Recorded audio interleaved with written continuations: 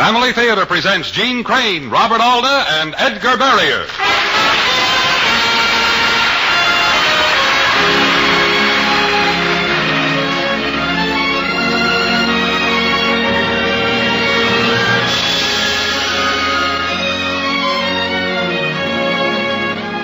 From Hollywood, the Mutual Network, in cooperation with Family Theater Incorporated, brings you The Necklace by Guy de Maupassant, and starring Gene Crane and Edgar Barrier.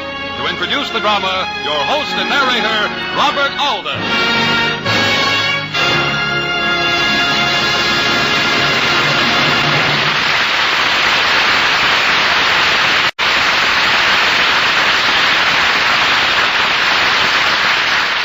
Thank you, Gene, and a welcome to our listeners from Gene Crane, Edgar Barrier, and all of us on the Family Theater stage. Our story, The Necklace, was written by a great French author, Guy de Maupassant, more than 70 years ago. But I think the young couple in The Necklace may have a counterpart in our world of today. Their names were Henri and Mathilde Loisel. They lived in Paris in the 1870s.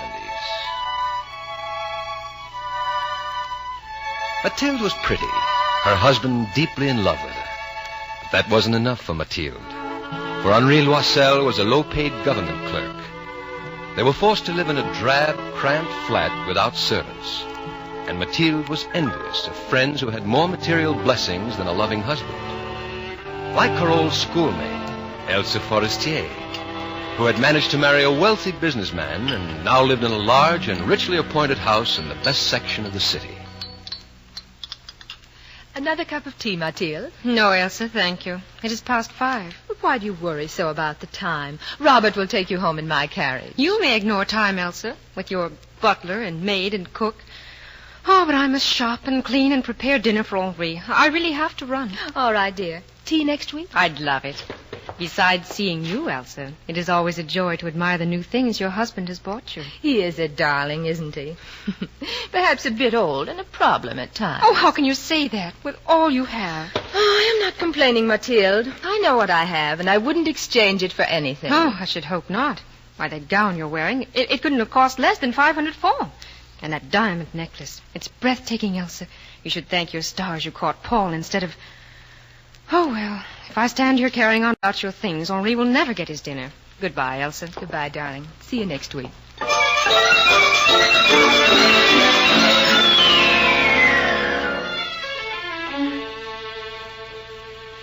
Each time she returned from Elsa's home to her own flat, Mathilde brooded and grew angrier.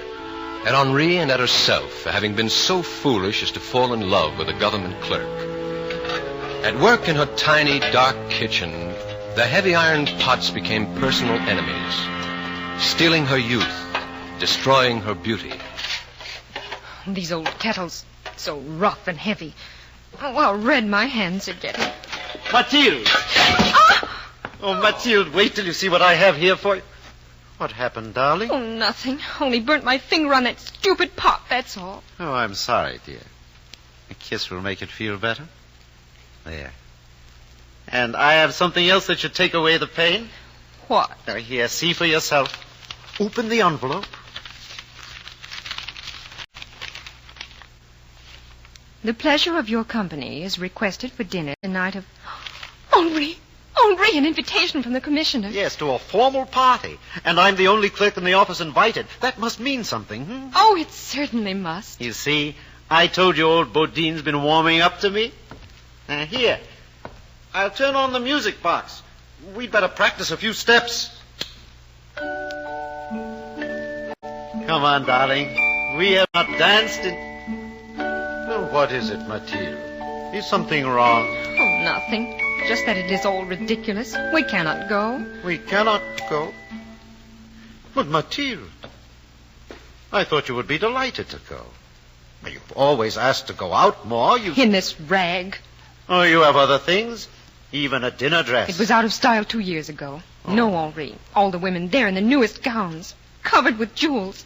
And me looking like some poor relation. No, thank you. Go on. Sit down. I will set the table. Mathilde, could you buy the proper kind of dress for, say, 500 francs? 500 francs? Why, of course I could. Oh, now stop talking nonsense. We cannot go. Mathilde, I've been putting away a little money for a vacation. You take it. Buy something nice. Why, Henri. And as for a piece of jewelry, would not Elsa Forestier lend you something, only for the evening? Why, yes, of course she would.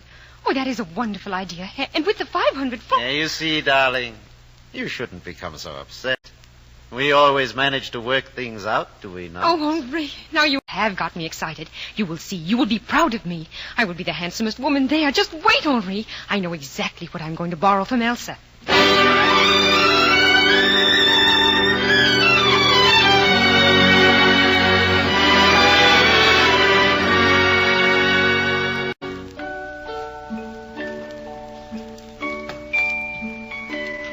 Is that my Mathilde?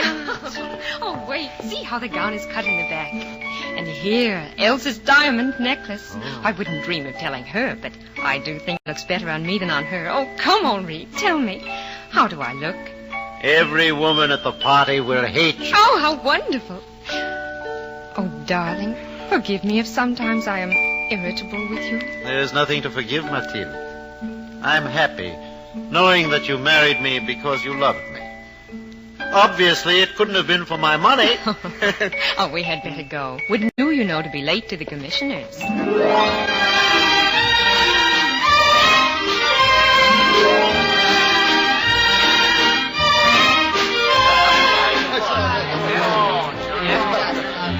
You are light as a feather, Mathilde. I had forgotten how well you dance. Oh, you have no one to blame but yourself, monsieur. You should take your wife out dancing more often. Having fun, darling? Oh, yes. It is just as you said. You are the handsomest woman at the party.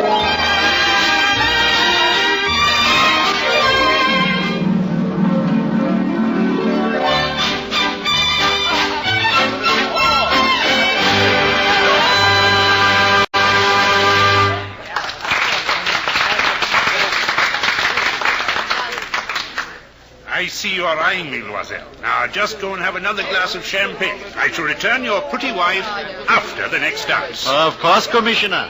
She dances beautifully, doesn't she? Light as a feather. But with her face... You do not mind our talking about you, I hope, madame.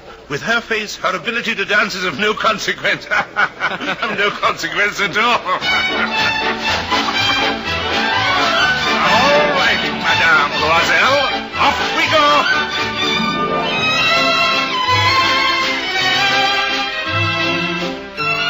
Darling, it's been years since we've danced like this. Oh, yes, Henri. I have a feeling our life will be different now, after tonight.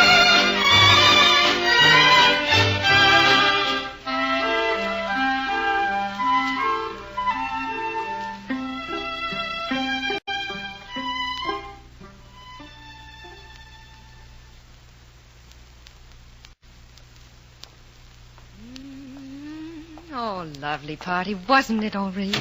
Ah, yes. And what a home they have. Tell me, do you think I made an impression on old Bodine? Why, I'm sure you did. Of course I did. All those dances. More than any other woman there. And did you notice the way he looked at me when we were leaving? Mm-hmm. I thought he would... I wouldn't be a bit surprised if they asked us for dinner soon. Just us. You see, Henri, what a difference the right gown makes. Yes. And a diamond necklace. Why, I felt just like a... Mathilde. Mathilde, what is it? Oh, the necklace. Elsa's necklace. My wrap. Quickly, look in the pockets. Here, let me see. No, Mathilde, nothing. Oh, but it must be. It must. Are you sure you had it on when we left the Oh, Bodine? yes, I am sure. I looked at myself in the mirror on our way out. I wanted to see it just once more. Oh, Henri, help me to find it. Perhaps the cab. Oh, no. Yes, that's it. I must have dropped it in the carriage. Oh, please, Henri, please, you must find it. Oh, very well, Mathilde. Easy now. I'll check the cab, and I will go over the whole route between here and the Bodines, street by street, if I have to. Now, go to bed, darling. Stop worrying. I will find it.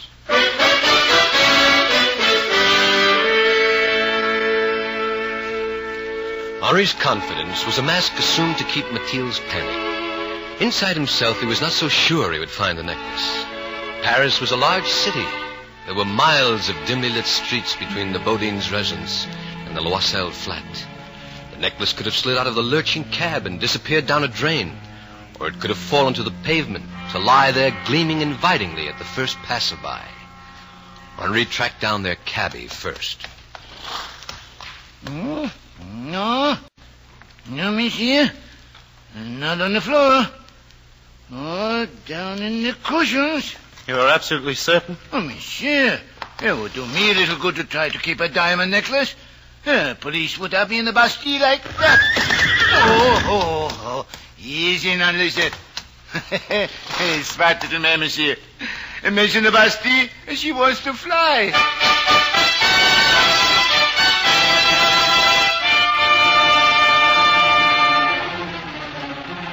The streets were next. Quickly at first because there was much ground to cover. But then slower and slower. As the hours wore on and the futility of the search began to weigh him down. Dawn came, and early morning pedestrians hurrying to work eyed him with amusement. In his evening cape, he looked like a belated reveler, a relic of some all-night party. What is the trouble, monsieur? Your wife locked you out? I'm looking for a necklace. A diamond necklace. I saw one down the street. You did? Yes, in a jeweler's window.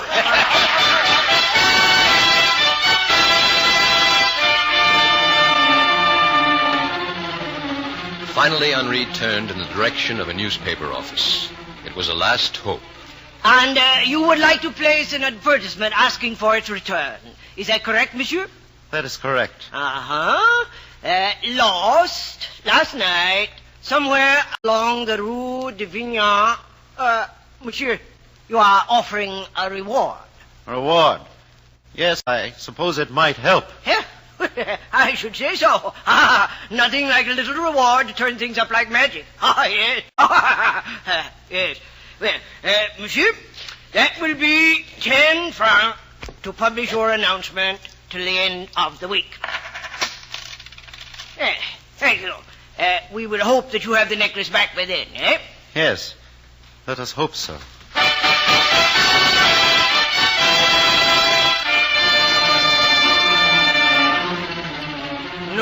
No, monsieur Loisier, not to reply. Would you care to run the announcement another week? No. No, thank you. I'm very sorry, sir.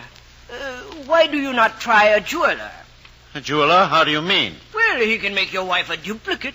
A trifle more expensive than finding the original, but then, when it comes to satisfying our women folk, what is money, eh?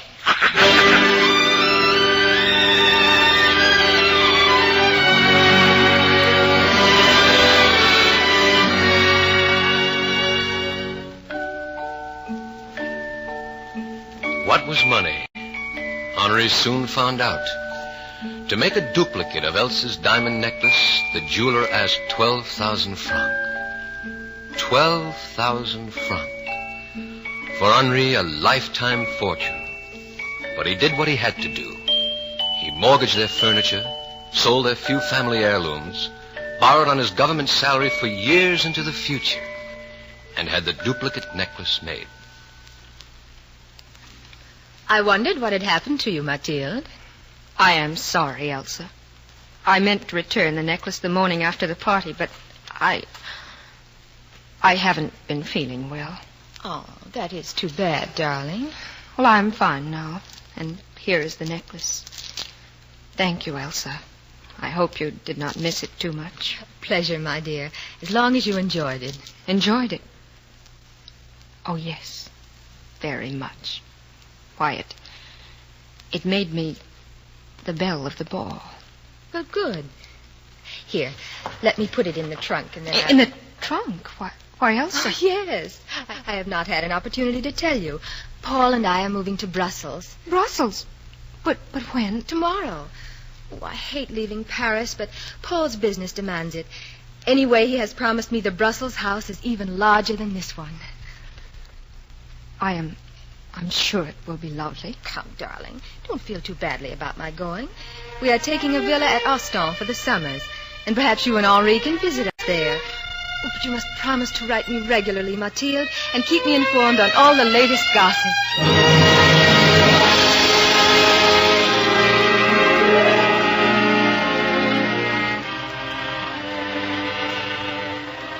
Actually, Mathilde was glad Elson was moving away. She thought it would make it easier to forget the lost piece of jewelry. But she was wrong. There was too much at home to remind her of it. Mathilde? Mathilde! Oh, what's... It is a hat. A new hat. Mathilde! Henri! Oh, I did not hear you come in. I was... Mathilde, this hat. Did you just buy it? Oh, this afternoon. Here, I will let you see it on. It is very becoming. But, darling, I thought we both understood that... There. Like it? No, Mathilde, no. We cannot afford it. But you do not know how much it was. Whatever it cost, we cannot spare it. Oh, darling, don't you understand? The salary I earn is not ours anymore. It will take every cent we can save, and more, I'm afraid, to pay off our loans. You want me to appear in public as an old drudge? You could never look like an old drudge to me. Other people see me, too, you know. Mathilde, forget other people. Let us get our life straightened out. I need your help. That diamond necklace cost... Of course, throw it up to me. You never blame yourself, do you? If you had made an adequate salary in the first place, I would not have had to borrow any jewelry. There. I will take the hat back. But I tell you, I do not wish to hear about that necklace again. I do not want to hear about it.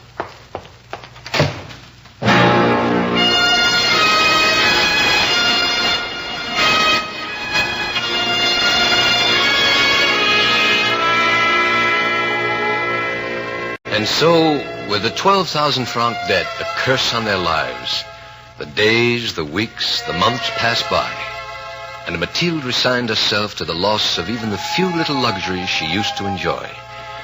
She prepared the cheapest foods. She did her own washing. They never went out.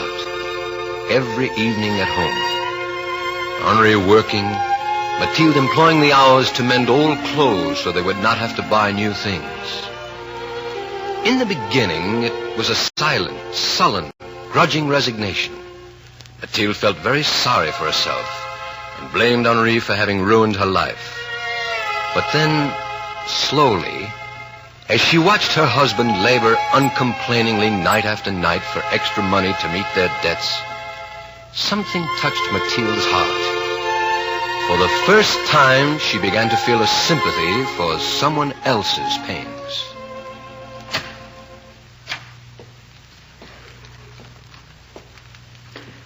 Henri?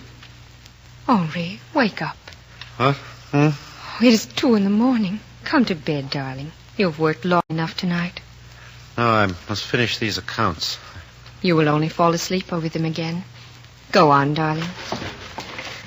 No, do not worry about the books. I will put them away. You just go to sleep.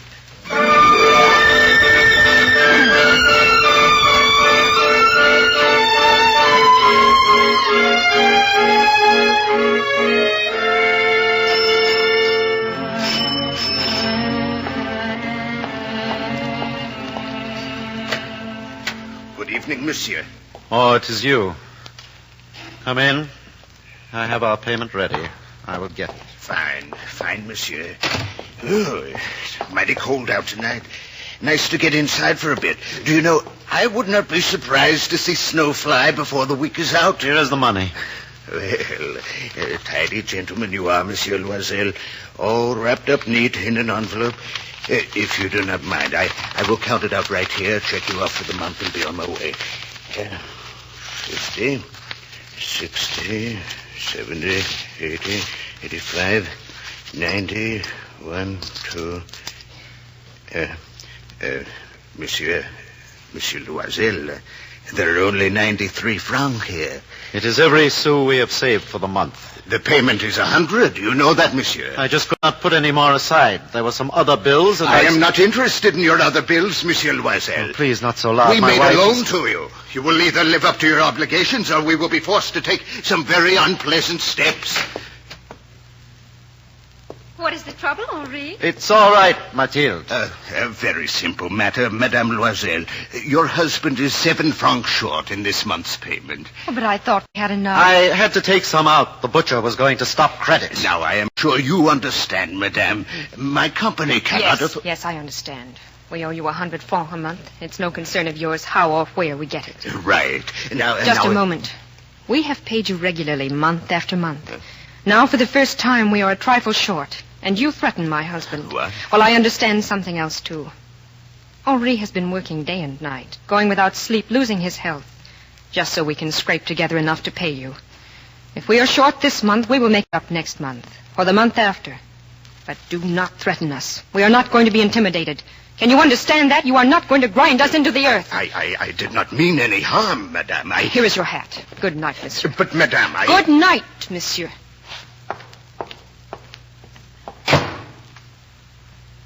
Mathilde, I cannot tell you how good it made me feel to hear you speak to him in that way. Henri, we must earn more money. I think I have a way. You have? I'm going to learn bookkeeping. Oh, darling, you're doing enough now. No, I'm going to learn. Then you can bring some more work home, and I can do it with you. Yes, I'll work right along with you.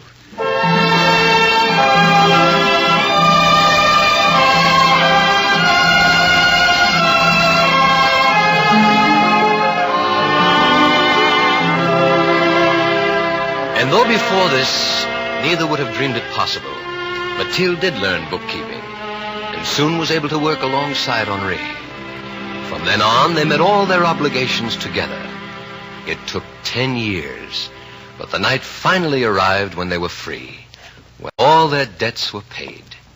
It was a night for flowers on the table. Oh, Henri, such lovely flowers, but you shouldn't have. And a special wine. Mm-hmm. Such a bouquet. But, Mathilde, you shouldn't have. And a very special dinner. Well, do you like the soup? Is it not wonderful? Madame Loisel, it is customary for the cook to wait for the guest to compliment her, not to compliment herself. You were deliberately holding back. Besides, the soup is wonderful. So it is, darling. And so was the whole dinner. It was a very happy night. A night for celebration. And when dinner was over, Henri did something he hadn't done in years.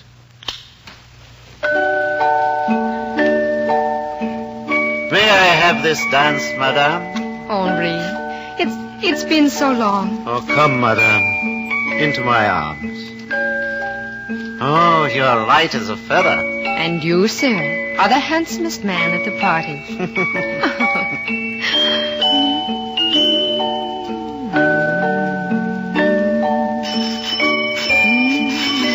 Oh, let it ring. It is probably some bill collector who has forgotten we're paid up. I can scarcely blame him. Oh, no, wait a minute, darling. I will see. Yes? I beg your pardon. I was looking for a Madame Loisel. I wondered if she still lives. Elsa! Mathilde. Good heavens. For a moment, I hardly Well, come in, Elsa. Oh, good evening, Monsieur Loisel. Madame Forestier. Oh, come, Elsa. You're upset about not recognizing me. Don't be. I know I have changed. After all, darling, it must be 10 years since I last saw you. A long time. Even longer than you think. But what a poor hostess I am. Come, sit down. Have a glass of wine with us. Oh, really, I cannot stay.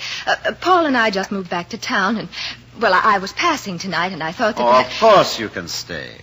Here, sit down. I'll get a glass for you. Do you know, Elsa, it must have been fate that brought you here tonight. Yes, madame.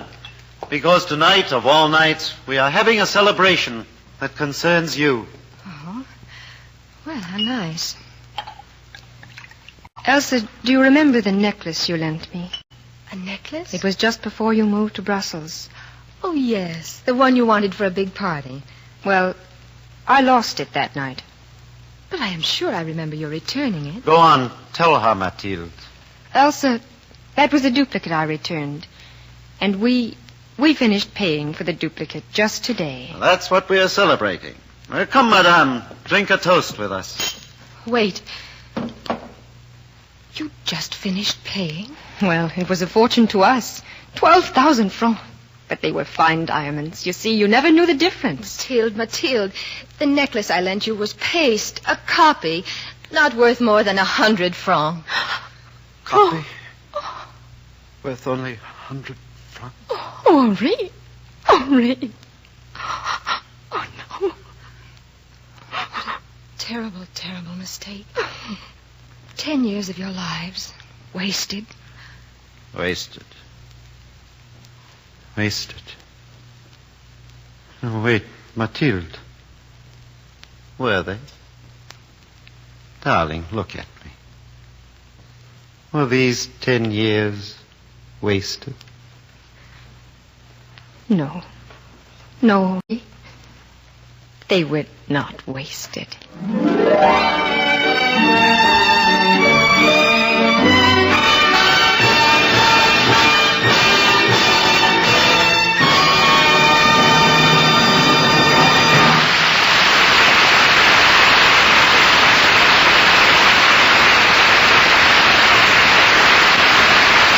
Thank you, Jean Crane and Edgar Barrier, for your splendid performances. You know, The Necklace is the kind of story we like to do on Family Theater because it brings out a point that can make for greater happiness in every family. The point is simply this, that true family happiness comes not from the money we possess or the beautiful home we own or the social contacts we have made. No. It derives from the love and understanding that exist between husband and wife. And strangely enough, love will grow from the most unlikely seeds, from hardship and misfortune and even illness. Yes, from those difficulties which must demand sacrifice and unselfishness and faith. Often the troubles we fear in family life can be a positive blessing for us.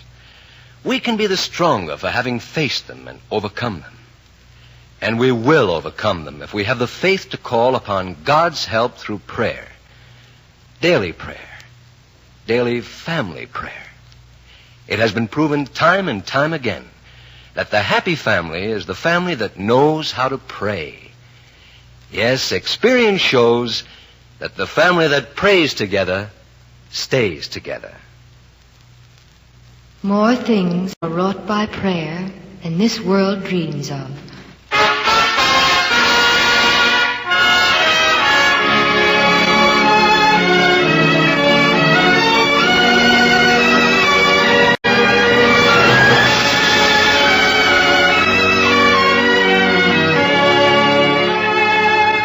Family Theater has brought you Guy de Maupassant's The Necklace, starring Jean Crane and Edgar Barrier, with Robert Alda as your host and narrator.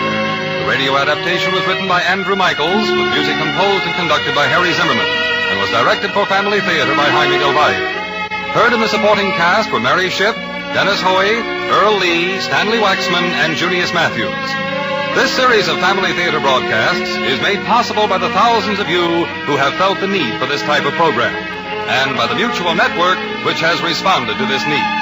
This is Gene Baker inviting you to join us next week at this time when your Family Theater will present J. Carrol Naish in Geoffrey Chaucer's The Pardoner's Tale. Join us, won't you?